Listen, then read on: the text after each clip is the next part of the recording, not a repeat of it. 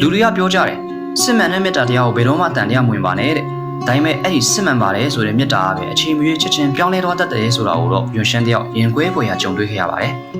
ဇလန်အစမှာတော့ယွန်ရှန်းစီကိုတင်းကောလို့ခေါ်တဲ့အဲ့ဒီတယောက်ရောက်လာခဲ့တယ်是王婶介绍的吗？你几岁了我叫林香。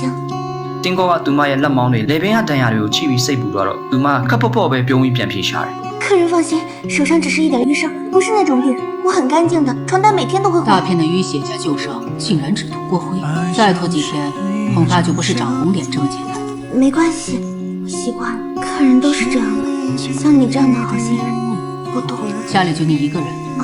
我丈夫每天都出去找事做，很晚才回来。အဲ့ဒီလက်ခံတဲ့အချိန်တိုင်းမှာခင်ပွန်းဖြစ်သူကိုရှောင်ပုံးနေရပြီးကိုဝင်မရအောင်လေအလုံးမစင်းခင်တိုင်းမှာဘိုက်မှာအဆောင်လက်ဖွဲ့လေးကတ်ထားရရှာတယ်不会撞见你做这种事。客人要是担心，换个地方也可以。不如你陪我去赌场玩两把。不，我身体不太舒服。你刚才还说可以换个地方。我叫丁果，昨天在赌场有个人跑来搭话，说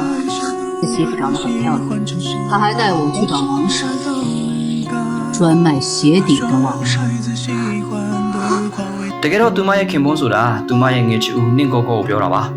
သူတို့ညောင်ကအခက်ခဲတွေကိုအတူတူကြော်ဖြတ်ရင်ကြီးပြင်းလာခဲ့ကြတာပေါ့ငယ်တုန်းကတော့နင့်ကောကောကသူမကိုဝီစီလေးတစ်ခုလက်ဆောင်ပေးခဲ့ဘူးလေ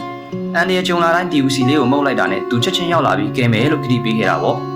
တကယ်လဲသူမကိုမိသားစုကရောင်းစားဖို့လုပ်တဲ့အချိန်မှာသူမကဝီစီလေးကိုမှုတ်ပြီးတော့အကူကြီးတောင်းတော့နင့်ကောကောကအဲ့ဒီငရေခန်းထဲကနေလာခဲ့ပေးခဲ့ပါတယ်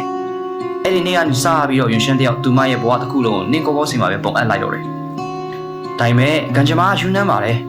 ယွန်ရှင်းခန္ဓာကိုယ်ထဲမှာ BM ပန်းလို့ခေါ်တဲ့ရွှေရောင်ပန်းလေးတစ်ပွင့်ပေါက်ဖွားနေခဲ့တယ်အဲ့ဒီပန်းကပတ်ဝန်းကျင်ကလူတွေရဲ့လောဘနဲ့မကောင်းမြင်စိတ်တွေကိုဆုပ်ယူချဲ့ကားပစ်တတ်တဲ့ဂုဏ်သက်တည်ရှိရလေသူတို့ညောင်မြို့တစ်လေးတစ်မျိုးကိုရောက်လာချိန်မှာတော့ငငယ်ကသူမကိုအမြဲကောက်ဝေပေးခဲ့တဲ့နင့်ကောကောဟာလောင်ကစားနွန်တွေကိုအကြီးအကျယ်နှိမ့်မွန်းသွားခဲ့ပါတော့တယ်နင့်ကောကောကပတ်စံတွေကိုရီလိုသုံးပြီးရှုံးနေချိန်မှာယွန်ရှင်းကတော့သူ့ရဲ့အကျွေးတွေကိုဆက်ပေးဖို့ခန္ဓာကိုယ်ရင်းပြီးတော့ပြည်တစားဘဝကိုရေးချခဲ့ရပါတယ်နင့်ကောကောကသူမရဲ့နောက်ဆုံးလက်ဝတ်ရတနာလေးကိုတော့အယောင်စားဖို့ယူသွားခဲ့ပေမဲ့သူမကတော့တနေ့သူလိမ်မာနုံနုံနဲ့အကုန်လုံးကိုဖုံးကွယ်ပြီးတီးခံနေခဲ့ပါတယ်ဒီလိုနဲ့ခုနကဧည့်တဲ့တင်းကောရောက်လာတဲ့နေ့ကိုပြန်ရောက်တော့ပါတယ်တင်းကောကသူမကိုတနာတော်ပြီးအမှန်တရားကိုဖွင့်ပြောလိုက်ပါတယ်အဲ့လိုပြောလိုက်တဲ့အချိန်မှာတော့ယွန်ရှမ်းရဲ့ကဘာလေးကပြိုကျသွားခဲ့ရပါပြီညစာစားတဲ့အချိန်မှာနင့်ကောကောကသူတို့လက်ထက်တုန်းကနောက်ဆုံးလက်ကျန်ရတနာလေးကိုပါလာတောင်းခဲ့ပါလေရဲ့我攒的那些首饰是当时我们成婚时候的东西我再也不赌了我发誓等我把钱还上了跟以前一样生活了သူမကနောက်ဆုံးမှလက်လျှော့လိုက်ပြီးပေးလိုက်ပါတယ်ဒါပေမဲ့သူမမြင်လိုက်ရတဲ့စာချုပ်ပေါ်ကအမဲအောင်စာလုံးတွေကရှင်းလင်းနေခဲ့ပြီလေသူကသူမကိုတရားဝင်ရောင်းစားလိုက်ပါပြီငရဲခန်းထဲကနေကေတင်ခဲ့တဲ့ကောင်လေးကသူမကိုငရဲခန်းထဲကိုကိုယ်တိုင်ပြန်တွန်းပို့လိုက်ပြီဆိုတာသူမသိလိုက်ရပါပြီနောက်ဆုံးအချိန်လေးမှာယွန်ရှင်းကသူရောက်လာရင်တိတ်ကောင်းပါပဲကျမစီမံ BM ပန်းမရှိတော့ဘူးလို့သူ့ကိုပြောလိုက်ရှင်တယ်လို့တန်တာခဲ့သေးတယ်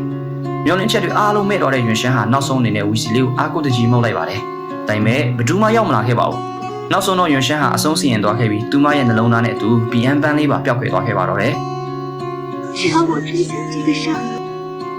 恶就回到我身边如果没有彼岸花我们就能像从前一样幸福လူတွေက BM ပန်းဆိုတာမကောင်းတဲ့စိတ်တွေကိုကြီးထွားစေတယ်လို့ပြောကြရမယ်တကယ်တမ်းမားတာပန်းကလေးမဟုတ်ပါဘူးနင့်ကိုကိုရဲ့ဖောက်ပြန်သွားတဲ့လောဘစိတ်နဲ့နှလုံးသားပါပဲ